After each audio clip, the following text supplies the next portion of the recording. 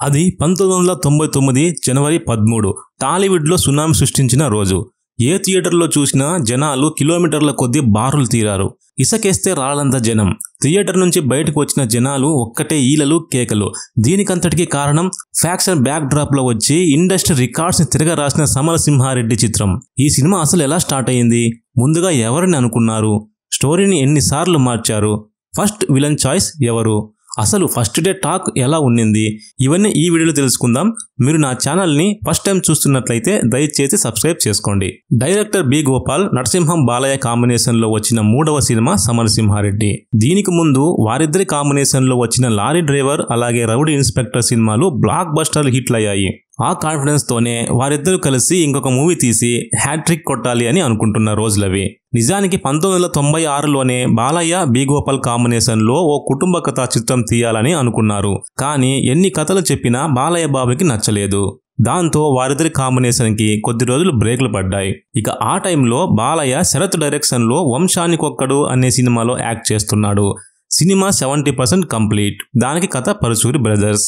అదే టైంలో ఆదిత్య 369, భైరవ ద్వీపం లాంటి బ్లాక్ బస్టర్స్ ఇచ్చిన సంగీతం శ్రీనివాసరావు డైరెక్షన్లో ఓ సినిమా ప్లాన్ చేస్తున్నారు బాలయ్య. అదే శ్రీకృష్ణార్జున విజయం. దాని తర్వాత ఏ కోదండరామిరెడ్డితో ఒక సినిమా ప్లానింగ్ లో ఉంది. ఇలా బాలయ్య తన పనిలో తను బిజీ అయిపోయాడు. ఇంకో పక్క బి గోపాల్ చేసేదేమీ లేక డైలాగ్ కింగ్ మోహన్ బాబుతో 2 సినిమాలు అనౌన్స్ చేశాడు. అవే కలెక్టర్ గారు, అడవిలో అన్న. ఇలా ఎవరి పనిలో వారు బిజీ అయిపోయారు. ఇక విజయేంద్ర ప్రసాద్ గారు, బి గోపాల్ గారు మంచి స్నేహితులు. 1990లో లారీ డ్రైవర్ షూటింగ్ జరుగుతుండగా విజయేంద్ర ప్రసాద్ గారు సెట్కు వచ్చి ఒక స్టోరీ చెప్పగా అది ఆయనకు నచ్చలేదు.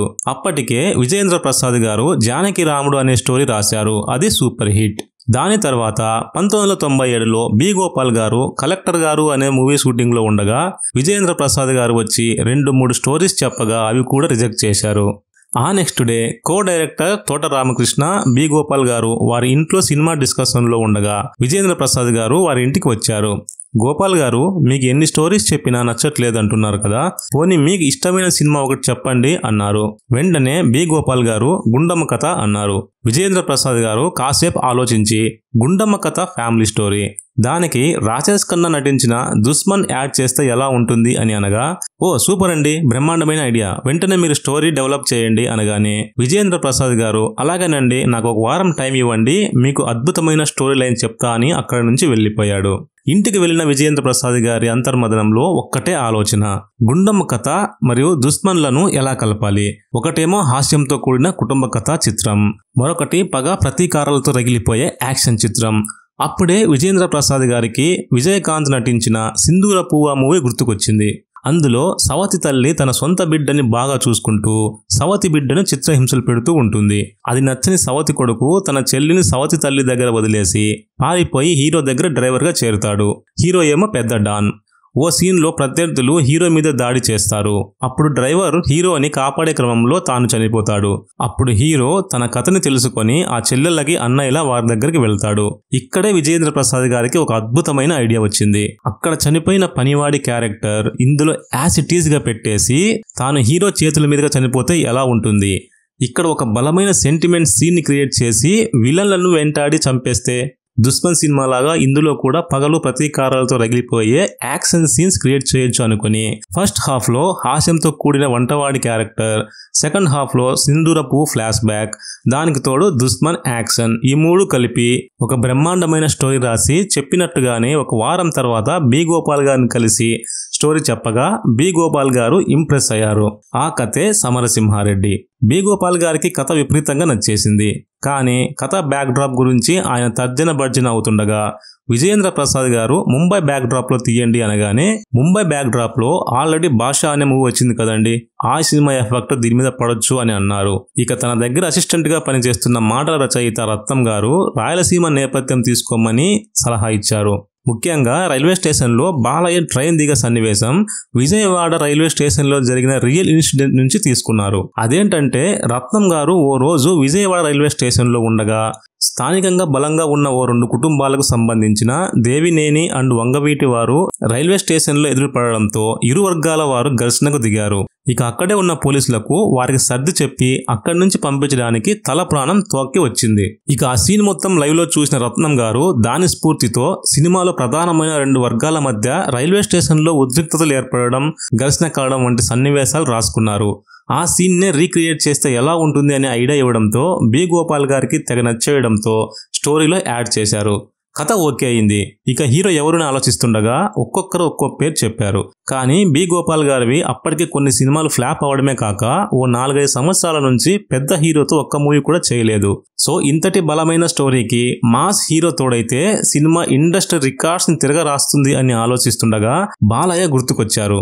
అప్పటికే బాలయ్య బి గోపాల్ డైరెక్షన్ లో లారీ డ్రైవర్ అనే సినిమాలో మాస్ రోల్ ప్లే చేశారు. ఇక అదే మైండ్ లో పెట్టుకుని రచయిత విజయేంద్ర ప్రసాద్ గారు, బి గోపాల్ గారు, నిర్మాత చెంగల వెంకట్రావు గారు బాలయ్యని కలిసి స్టోరీ చెప్పగా స్టోరీ విన్న బాలయ్య 2 రోజుల్లో తన నిర్ణయాన్ని చెప్తా అని అనడంతో విజయేంద్ర ప్రసాద్ గారు ఈ ప్రాజెక్ట్ సెట్ అవ్వదు అనుకున్నారు.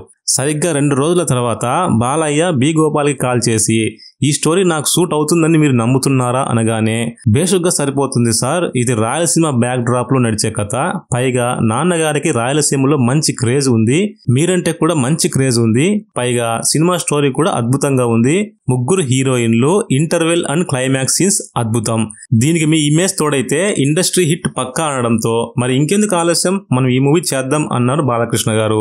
ఇక టీమ్ సెటప్ మొదలైంది. 3 హీరోయిన్లు కావాలి, ఎవరిని తీసుకుందాం అని ఆలోచిస్తుండగా ఇక అప్పుడే రిలీజ్ అయ్యి బ్లాక్ బస్టర్ హిట్ అయిన ప్రేమించుకుందాంరా హీరోయిన్ అంజలా జవేరిని ఫ్లాష్ బ్యాక్ లో వచ్చే విలన్ కూతురి క్యారెక్టర్ కి అనుకోగా ఇక అదే ఫ్లాష్ బ్యాక్ లో హీరో మరదలి క్యారెక్టర్ కి రకరకాల పేర్లు అనుకొని చివరికి సంగవిని ఓకే చేశారు. ఇక ఫస్ట్ హాఫ్ మొత్తం హాస్యంతో కూడిన కుటుంబ కథ కాబట్టి ఫస్ట్ హాఫ్ కి తమిళ అండ్ తెలుగులో మంచి ఫామ్ లో ఉన్న సిమ్రన్ ని ఓకే చేశారు. ఇక ఇందులో విలన్ క్యారెక్టర్ హీరోని డామినేట్ చేసే విధంగా రాసుకున్నారు. సో దానికి ముందుగా అప్పటికే గణేష్ అండ్ శత్రువు లాంటి సినిమాల్లో విలన్ గా చేసిన కోటా గారిని అనుకున్నారు. కానీ కోటా గారికి తెలంగాణ యాస లో బాగా పట్టుంది, రాయలసీమ యాస బాగా మాట్లాడేవారు కావాలి అని ఆలోచిస్తుండగా అప్పటికే కొన్ని సినిమాల్లో విలన్ గా కమెడియన్ గా చేసి అవకాశాలు రాక ఊరెళ్లిపోయిన జయప్రకాష్ రెడ్డి గారికి ప్రేమించుకుందాం రాతో రీ ఎంట్రీ దొరకడంతో ఆ సినిమా హిట్ అయ్యి ఆయనకు మంచి పేరు రావడంతో ఆయన్నే విలన్ గా తీసుకున్నారు. ఇక మ్యూజిక్ డైరెక్టర్ మణిశర్మని సెలెక్ట్ చేశారు. ఇందులో పాటలు చాలా అద్భుతంగా ఉంటాయి. అందాల ఆడబొమ్మ అనే పాటకైతే ఓ పెద్ద స్టోరీ ఉంది. పాటల రచయిత సిరివెన్నెల సీతారామశాస్త్రి గారు ఎన్ని పల్లవులు రాసినా గోపాల్ గారికి నచ్చట్లేదు. దాదాపు 18 పల్లవులు రాశారట. దాంతో గోపాల్ గారు ఇంకొక పల్లవి రాయండి, అదే చివరి పల్లవి, అది నచ్చకపోతే ఈ 18 పల్లవుల్లోనే ఏదో ఒకటి సెలెక్ట్ చేస్తానడంతో అందాల ఆడబొమ్మ అనే పల్లవి రాయగా అది నచ్చడంతో దాన్నే ఓకే చేశారు గోపాల్ గారు. ఇక ఈ సినిమా 1998 ఆగస్టు నుంచి రెగ్యులర్ షూటింగ్ మొదలుకొని 4 నెలల్లో షూటింగ్ కంప్లీట్ చేసి జనవరి 13, 1999 సంక్రాంతికి రిలీజ్ చేశారు. రిలీజ్ అయిన మొదటి షో నుంచి 100 డేస్ వరకు అన్ని థియేటర్లలో హౌస్ఫుల్. ముఖ్యంగా రాయలసీమలో అయితే ఈ సినిమాకి అశేష ఆదరణ లభించింది.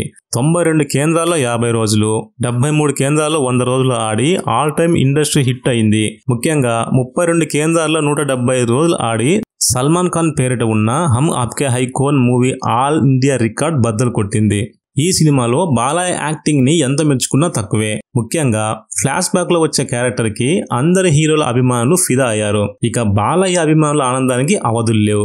జయప్రకాష్ రెడ్డి గారి యాక్టింగ్ కూడా మంచి మార్కులే పడ్డాయి. అప్పటి వరకు అడపాదడపా ఛాన్సులు వస్తున్న ఆయనకి ఈ సినిమా దెబ్బకి ఇక వెనక్కి చూసుకునే పరిస్థితి రాలేదు.